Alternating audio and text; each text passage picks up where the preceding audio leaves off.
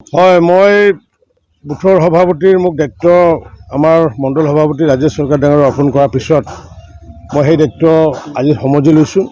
আৰু অকল দায়িত্ব সমজি লোৱাই নহয়, আজিৰ পৰা আমি মন কী বাতৰ কাৰ্যসূচীও আমি অনুষ্ঠিত কৰিছোঁ। আজি সৰভোগ সমষ্টিৰ 160 নং বুথৰ আৰু বৰপেটা ৰোডৰ যি 6 নং ৱাৰ্ডত আজি আমি মন কী বাত আমি সকলোৱে শুনিছোঁ। সকলো কাৰ্যকৰ্তাৰ লগতে ৰাইজে অংশগ্ৰহণ কৰিছে।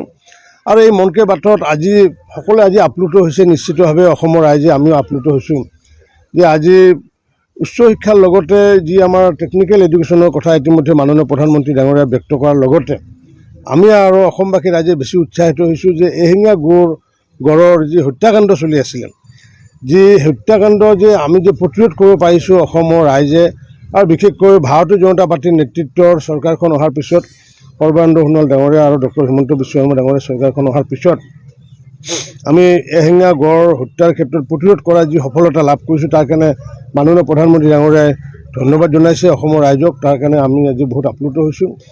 আৰু লগতে আজি খন্তেক সময়ৰ কাৰণে যেতিয়া আধ্যাত্মিক কথা ক'লে তেতিয়া খন্তেক সময়ৰ কাৰণে তেখেতৰ গলত গামোচাখনো আমি আজি দেখিছোঁ। সেইটো আজি অসমবাসীৰ কাৰণে আমাৰ এটা ভাল খবৰ।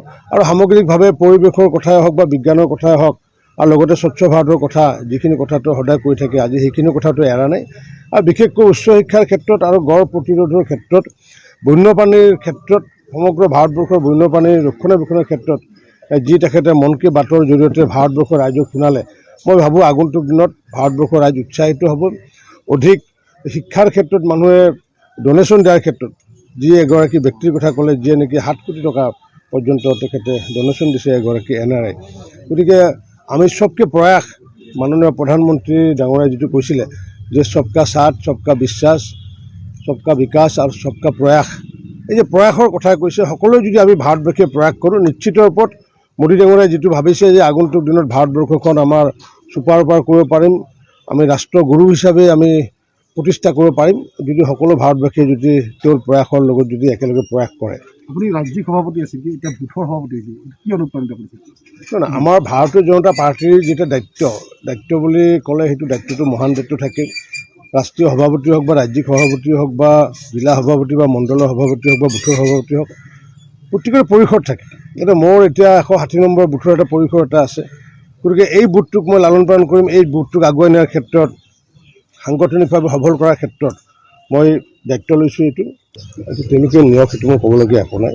কিন্তু মোৰ কথা হৈছে কি, মই কাকো সমালোচনা নকৰোঁ, সকলোৱে প্ৰয়াস কৰক।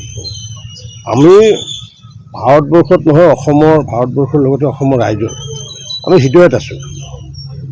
গতিকে কংগ্ৰেছটো পদূলিতে আছে, তেতিয়াৰ পৰা মানুহ ঘৰতে সোমাব পৰা নাই, পদূলিতে আছে, ঘৰতে সোমাব পৰা নাই। তেওঁলোকে সেই ৰাইজৰ পদূলিত, ৰাইজৰ চৰকাৰ যেতিয়া তৰুণ গগৈ ডাঙৰীয়াই কৈছিলে, তাৰপিছত কৈ নিজে ক'লে নহয় বাদ দিয়া আহে, তাৰমানে বাদ দিব দিলে, তেওঁ কংগ্ৰেছকে বাদ দিব দিলে। গতিকে এতিয়া আমি হৃদয়ত প্ৰৱেশ কৰিছোঁ, অসমৰ ৰাইজৰ হৃদয়ত প্ৰৱেশ, আৰু হৃদয়ত প্ৰৱেশ কৰাৰ পিছত আৰু প্ৰচণ্ড আঘাত পাব লাগিব, তেতিয়াহে হৃদয়ৰ পৰা মানুহৰ মনৰ কথাবোৰ ওলাই যায়। আপুনি যদি কাৰোবাক যদি ভাল পায়, তেতিয়াহ'লে কিবা কাৰণত আপোনাৰ সেই প্ৰেমিকাগৰাকীয়ে প্ৰচণ্ড আঘাত দিব লাগিব, তেতিয়াহে আপুনি সেই প্ৰেমিকাগৰাকীক পাহৰিব পাৰিব, অন্যথা পাহৰিব নোৱাৰে।